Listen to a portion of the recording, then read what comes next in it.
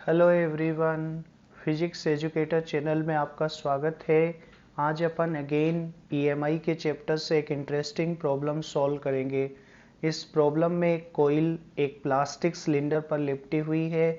Plastic cylinder में एक magnet inserted है और कॉइल के दोनों एंड्स को जॉइन कर दिया गया है। अब मैग्नेट को सडनली बाहर पुल कर लेते हैं। अपने को ये दिया गया है, immediately after the removal of the magnet, if in first two consecutive time intervals of 0.1 second each, amount of heat dissipated in the coil are delta W1 equal to 0.01 joule and delta W2 equal to 0.006 joule respectively. Find total amount of heat dissipated in the coil. यानी magnet को बाहर पुल करने के बाद t equal to 0 से लेकर t equal to 0.1 second time interval के दौरान एनर्जी लॉस डेल्टा W1 है और t इक्वल टू 0.1 सेकेंड से t equal to 0.2 second time तक एनर्जी लॉस है डेल्टा W2। अपने को पता करना है t इक्वल टू 0 से लेकर t इक्वल टू इन्फिनिटी तक टोटल एनर्जी लॉस कितना होगा। टोटल एनर्जी लॉस अपने को पता करना है, तो चलिए अपन इस प्रॉब्लम को सॉल्व करते हैं। जब अपन मैग्नेट को बाहर पुल करते हैं तो कॉइल के साथ लिंक्ड फ्लक्स टाइम के साथ चेंज होता है। इसकी वजह से कॉइल में ईएमएफ इंड्यूस होगा और करंट फ्लो होना स्टार्ट हो जाएगी। लेंज लॉ से करंट की डायरेक्शन ये रहेगी।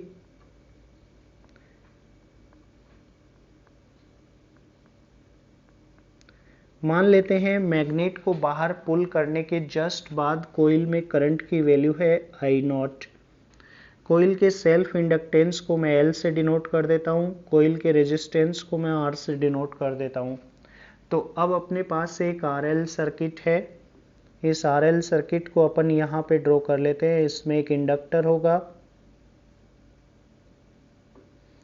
जिसका इंडक्टेंस है L और एक रेजिस्टर है जिसका रेजिस्टेंस है R।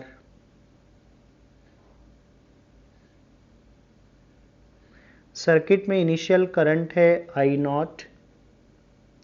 अब करंट टाइम के साथ डिक्रीज होगी। करंट को टाइम के फंक्शन के रूप में अपन इस तरह से लिख सकते हैं, I is equal to I0 e to the power minus RT by L। जब इस LR सर्किट में करंट फ्लो होगी तो रेजिस्टर के अंदर हीट लॉस होगा। उस हीट लॉस को मैं डेल्टा W से डिनोट कर देता हूँ। इसको अपन लिखेंगे integration I square R dt from T1 to T2। T1 से T2 टाइम इंटरवल तक रेजिस्टर में इतना हीट प्रोड्यूस होगा। I की वैल्यू पुट करें तो डेल्टा W ये आ जाएगा, delta W is equal to integration I0 square R e to the power minus 2RT by L dt। Integration from T1 to T2। Constant terms को मैं integration से बाहर ले लेता हूँ, तो डेल्टा W को अपन ये लिख सकते हैं, delta W is equal to I0 square R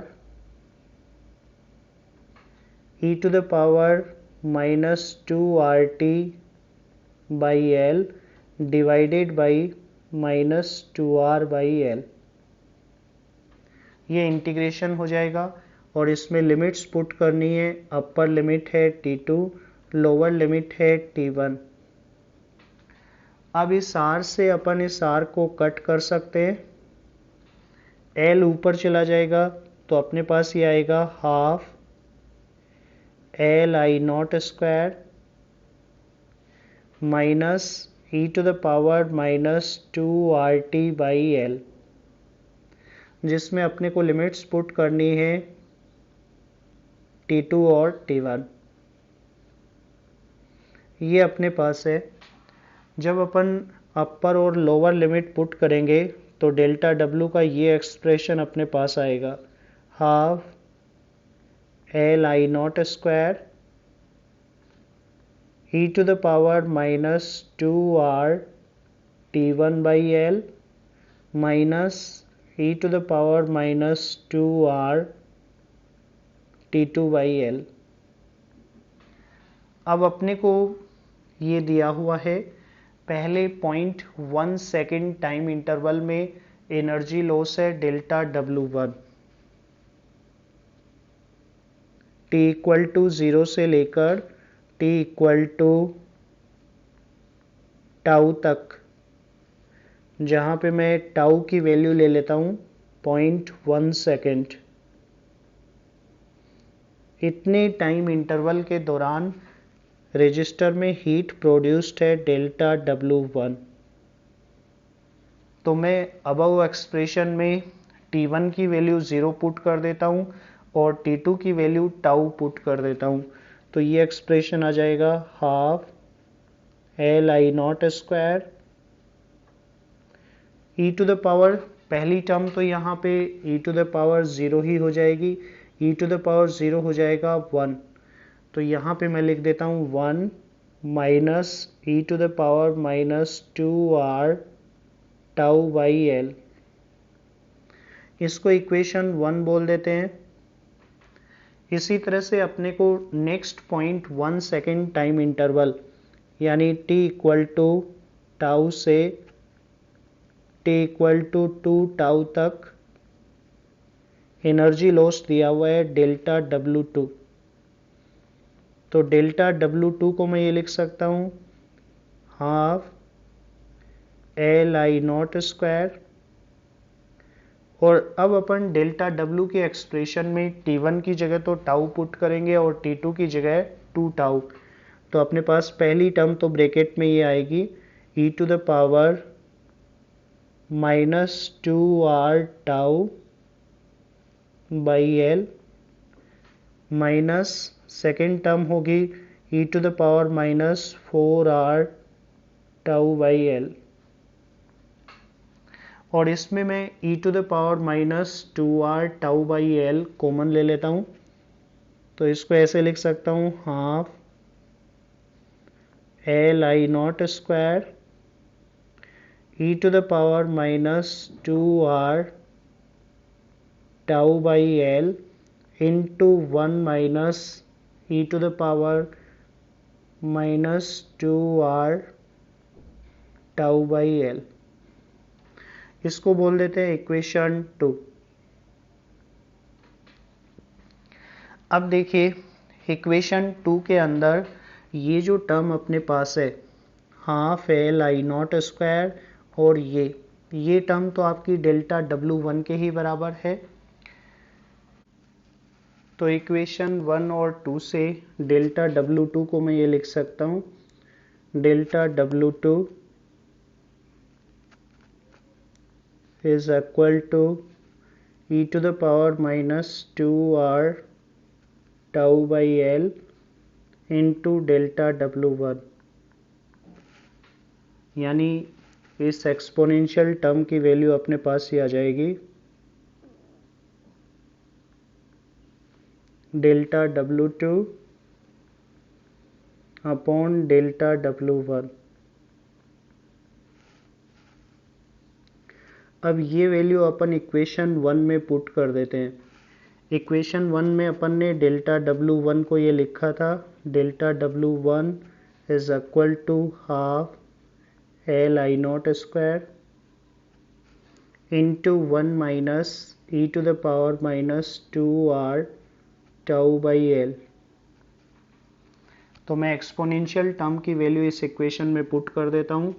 अपने पास ही आ जाएगा delta W1 is equal to half L I not square into 1 minus delta W2 upon delta W1। इसको अपन ये लिख सकते हैं half Li0² is equal to delta W1² upon delta W1 minus delta W2।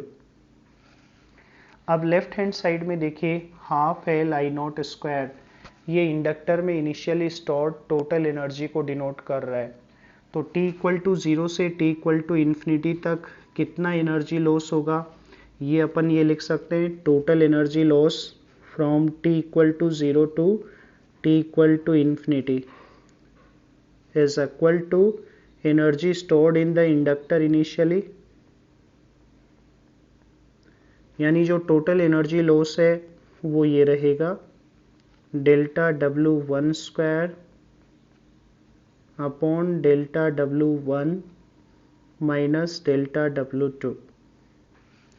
अब डेल्टा W1 की value अपन put कर देते हैं, ये वैल्यू अपने पास थी 0.01 और डेल्टा W2 की वैल्यू अपने पास थी 0.006, तो ये वैल्यू अपने पास ही आ जाएगी 0.025 जूल।